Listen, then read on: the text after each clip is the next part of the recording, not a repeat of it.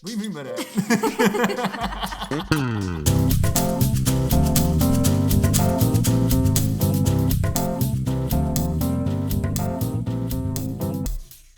Hi, this is Jared. And I'm Genna Lee, and this is... What do you mean by that? As a podcast about two performers that just happen to be married. Who, us? Oh, gosh. Well, we have just finished UpTas by the time this episode comes out. Yeah, next week we'll have plenty to update you guys on, I'm sure. Absolutely. But for now, we're going to talk about all things Valentine's Day because it's coming up in just a couple of days. I know, just a few days away. You know, Valentine's Day is one of my favorite holidays. Really? I do. I've always loved Valentine's Day. Always? Always. That's crazy. Mm-hmm. I think there have been some Valentine's Days I did not like the best. I don't know. I just love celebrating love, even when I was single. I love Valentine's Day. Well, speaking of celebrating love, we asked y'all guys a couple of questions over on our Instagram page at Jared and Genna, and we got a lot of questions and responses, didn't we? Yeah, we got some interesting feedback from you guys, and I would love to share it. On Instagram, I went and asked what your favorite Broadway love song is. We got Come What May from Moulin Rouge from Will, and I wholeheartedly agree with that one. That is such a good love song. That's a great song. That's a really, really good one. And then Madison said It Only Takes a Moment from Hello Dolly, specifically the Gavin Creel Kate Baldwin one. Oh man, I love that one so much. That's in my playlist. Like, that won me over when she specified the Gavin Creel Kate Baldwin one. Yes, absolutely. Very, very good. Big fan. And then some honorable mentions we got from another questions. Favorite Broadway love story. Some honorable mentions were Legally Blonde, specifically Ellen Emmett, and then Phantom of the Opera, duh. Word for word, I had to quote that one. It said, Phantom of the Opera, duh. All right, I agree. Well, I know that we have our own opinions on these two shows, but we also asked you guys about them as well. So what were those poll results? Yeah, I put out a few polls pitting a few Broadway love stories and couples against each other. I thought this was going to get a little controversial, and I was not wrong. So our first Broadway love story poll was the better love story, Phantom and Christine from Phantom of the Opera, or Marius and Cosette from Les Mis. Okay. So the winner was Phantom and Christine from Phantom of the Opera. I agree. I know, I kind of saw that one coming. It's Phantom of the Opera. Yeah. See, okay, I can see where some people are coming from with maybe voting against Phantom of the Opera because the Phantom is a little bit of a creep, and some people are voting for like Raoul basically. Even though that was not the other option, people were like, that probably should just happen. But, you just gotta love Phantom of the Opera. This is true. And I think also with the Les Mis one, I'm wondering if anyone's voting against Cosette, because I know there's a lot of Marius and Eponine fans out there. And while Eponine is my girl, I do think she's superior to Cosette. I will fight for that one. I don't think the Eponine Marius love story is one to fight for, because it's a little one-sided. What else do we have? We have Ellen Emmett, so we're going back to Legally Blonde, and then Katie and Aaron from Mean Girls. Ooh. Now, this one was our only unanimous winner, with 100% voting for Ellen Emmett. I really like her followers because I completely agree with that one as well. I agree with that one. After watching every rendition of Mean Girls, whether it's on stage, on movie musical, there's not much there. Yeah. And Katie and Aaron both kind of mess up a couple of times. Just a couple of times, just a few.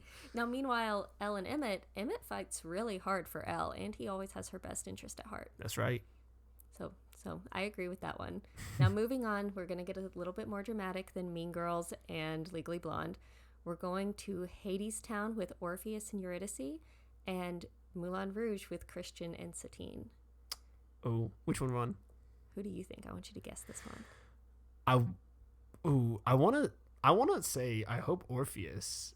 You would be right. Orpheus and Eurydice won that one. See, okay, so many people are like, oh my gosh, Moulin Rouge, which I love Moulin Rouge a lot, but so many people like romanticize that whole love story, and I'm like, if you kind of step back and really look at the story, again, there's not as much there as you would want there to be, whether it's the movie, whether it's the musical. And there's great actors and actresses with Ewan McGregor and Nicole Kidman, and then you have Aaron Tveit, and I know that the original was Karen Olivio. I saw it with JoJo there, and all of them were fantastic, but the love story portion not that much. Like, they do have like a romantic connection, obviously, but there's so much other stuff going on. And the musical as a whole is incredibly romantic. Like the plot, the setting, it's a very romantic themed show, but the actual romance between the two leads yeah is a little bit much. I mean, listen to, El Tango de Roxanne, and that kind of sums up their whole relationship. Yeah. All right, moving on to, we have the superior Gatsby couple. So we're pitting the Gatsby couples against each other. Uh-oh. Gatsby and Daisy versus Nick and Jordan. Now, I have a very clear opinion. Okay. And I have to say that I lost. My opinion did not win out. Uh-oh. The winners were Gatsby and Daisy. Really? And I will fight so hard that Jordan and Nick have the superior love story in All Gatsby. All right. Name us your points. So I went and saw Gatsby in September, saw Samantha Pauly, and we actually saw the understudy on as Nick, who was incredible. He fully won me over. And I don't know. I think they both compromise in a healthy way. Like, they meet each other. They have very strong positions on where they stand in their lives at the moment. And then they start kind of morphing those a little bit to make the other happy. And it's not in a way of compromising your values or anything like that. But they're like, this is what this person likes. Maybe I'll try it out and see if I like it for them. I don't know. I think Nick and Jordan are the superior couple. I do like Nick and Jordan a lot. I will say, to throw a bone to all those who did vote for Gatsby and Daisy, I will say the love between them, though. I mean, Jay Gatsby, he's absolutely smitten in love with Daisy. Now, Daisy does kind of turn the other cheek quite a bit in the musical, especially near the ending. Whereas Jordan and Nick, they do kind of just like, they let others get in the way of their, quote unquote love too much. So the actual love story of the part. But I will also kind of, swing back to, I love Nick and Jordan so much, and I do think that they should have been able to be together by the end of it. I don't doubt Gatsby's love for a second. Absolutely not. Daisy, however. Anyway, moving on. There's a lot of questions there. Now, the next poll was Jeremy Jordan and Bonnie from Bonnie and Clyde, or Catherine from Newsies. Now, this one was very, very close. We had, by 55%, Catherine from Newsies won. Hey, that's what I would have voted for. Yeah, I agree with that one. I am a little surprised. A little bit? I know. Bonnie and Clyde have such a cult fan following. I kind of thought the Bonnie and Clyde fans would pull through, but they're very, very close. Again, the show is very, very interesting. I know that people didn't think that back during its less than 1 month run, but I do think the Bonnie and Clyde for sure have this like really, obviously not healthy relationship. And that's probably what people had in mind whenever they're voting. That is true. It's a little violent. Just a wee bit. But Someone to Believe In from Newsies.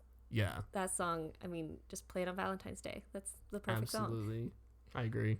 And then getting culturally relevant at the time with Wicked being so popular, Dancing Through Life with Elphaba and Fiyero, or Galinda and Fiyero? All right. Which one won? Elphaba won pretty clearly. That, to me, is a little bit crazy. I would definitely have voted Glinda. I think that she already had that set in motion, but people are like, oh no, it's so much more real with, and like there's some great songs between Fiyero and Elphaba and everything. But if I'm gonna stick true to my heart, but then Glinda's, I don't know. I'm gonna get some hate for this one. But in my opinion, does Galinda love Fiyero, or does she love Fiero's facade? Okay, here's the thing. I think that Fiyero is one of those like special cases that he has broken through Galinda's facade a little bit to where there's something real there.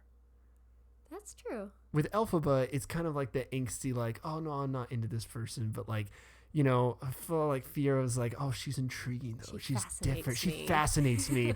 And to me, I'm always like, oh, come on. Like, there's like 1,000 stories and there's 1,000 real life scenarios I've been through that people are like, oh, this just fascinates me. And they never end up well. And as you see, it never ends up well. But from Elphaba's perspective, sometimes it's the person that sneaks up on you that you would never give the second thought. I mean, I guess this is why all these musicals are so renowned. There's both sides of the coin here. I know. I'm there for both of them. And then we have to end on a classic fairy tale. Classic fairy tale, best love story, Cinderella and Topher from Cinderella, or Belle and the Beast from Beauty and the Beast. Nice. Which one would you vote for? I would vote for Cinderella and Topher because I love and obsessed with Cinderella, specifically Rodgers and Hammerstein, specifically the 2013 Broadway one. It's the first show I ever saw. Was old school Cinderella, like way back in like 2001. But since then, I love Cinderella and Topher. That show is very near and dear to my heart because that was my senior show that I played Topher in. And I do believe that that is the better love story. But Beauty and the Beast is a hard one to fight. I love Beauty and the Beast as well. And Beauty and the Beast pulled through. Hey, nice. The winner. Those Disney fans came through. And I can't say they're wrong. They're both such beautiful stories. Well, let's break it down. In my personal opinion, I know some other Golden Age people would not think this because I'm definitely a 90s musical person. And Beauty and the Beast has arguably better songs. It's Alan Menken, which I absolutely love. Has arguably better songs. It is more entertaining than a Rodgers Hammerstein musical. And the love story transcends so much magic and everything, and it's so beautiful that I can agree with the people who voted for it. Again, nobody is wrong in this poll. I think they're both beautiful love stories. Controversial opinion, Alan Menken would not be what he was without Rodgers and Hammerstein, though. Okay. That's fair. I'll give you that one. All right. So keep those musicals in mind as we're leading up to Valentine's Day. You can put together a love soundtrack of Broadway songs. Maybe we'll even make one and put it out there for you guys and share that playlist. That would be really cool. I love making little albums, little show tune albums all together. And I bet you basically all of those couples have incredible music. No matter who won, they all have great songs that are either a bop or very, very touching. I know. And as I was compiling those for those polls, just even searching different couples to add to those polls, I'm sure I missed some. So if I missed any, feel free to leave in the comments who I missed and what Broadway love story needs its moment in the spotlight. I would love to hear who I left out because I fully was just like, okay, who is my current favorite Broadway love stories? And that's who I put out there. Hey, I still think that the best duos is Jack and Milky White from Into the Woods. Okay. Or, hear me out, Snoopy and Charlie Brown in You're a Good Man, Charlie Brown the musical. Now, is that Snoopy and Charlie Brown in every version of You're a Good Man, Charlie Brown? Or is that your Snoopy and Charlie Brown when you were Snoopy? So a quick little segue to the first time that me and Genna ever met, way before we ever knew we would date, get married, get engaged, all that stuff, was a long time ago, almost 7 years ago, where I was a freshman in college, and the first show that the auditions happened on the Monday of classes, so very scary going into college. Right away. And we went and auditioned for Your Good Man, Charlie Brown. Now, did I see Genna at these auditions? No, I did not. I don't believe so. Genna was having wisdom teeth surgery, so she was just not around during this period. But you still had to audition sometime. I did. I auditioned, but auditioned knowing I could not do the show because of the surgery. Hey, low stakes. Low stakes. So whenever the cast list came out, I was Snoopy, and I got to make a lot of friends during that time period. I was the only freshman, I believe, that was in that show. I think you're right. And basically, I was the tallest Snoopy that has ever Snoopied ever on stage. A 6'4" Snoopy was quite a sight to behold. The Great Dane Snoopy. The Great Dane Snoopy. No beagle over here. No. But once I was in that show, somebody that we all know and love was working backstage. I was. Although I could not be in the production because I was going to miss those show dates, I was working backstage as the wardrobe supervisor. So I was making sure everyone's clothes fit, making sure everything got laundered, making sure everything was put away at the end of the night, working backstage very closely with all the actors. Yes, absolutely.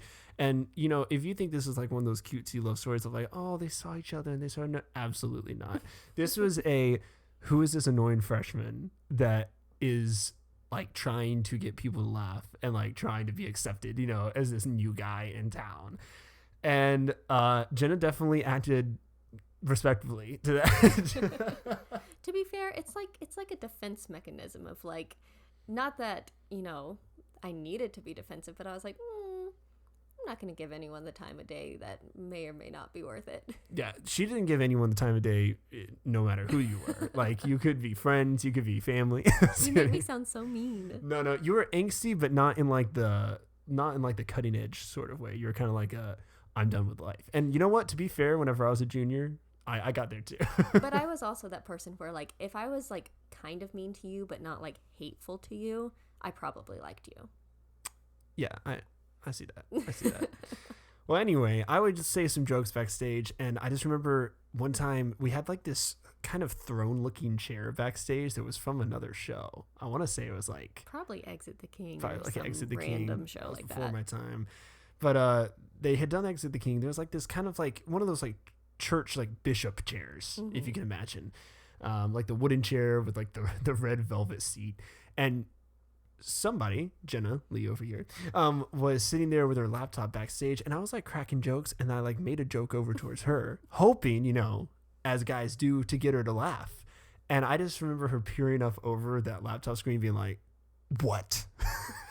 And I said, well, never mind. This Great Dane Snoopy don't got nothing. And I went on stage and did some other scene, trying to forget that ever happened. But what he didn't know is secretly, because of course I wouldn't tell, you know, just this freshman anything like this, I would be backstage watching him do the show, and he actually made me tear up once singing Of All Things Supper Time as Snoopy, because I was just so proud. I didn't even really know this guy, but I thought it was so impressive that as a freshman he could go on stage and just kill a song like that with so much confidence and effort. And I don't know, I cry every time I see a curtain call, just because I'm like, oh, the beauty of live theater, and it's so magical. And so I definitely cried having that same feeling of pride towards this guy I had just met. And I had no clue about this at that time. No, never. Absolutely none. I was like sweating buckets, making sure that I hit all those notes, or attempted to, for anyone that's might have seen that show, attempted to.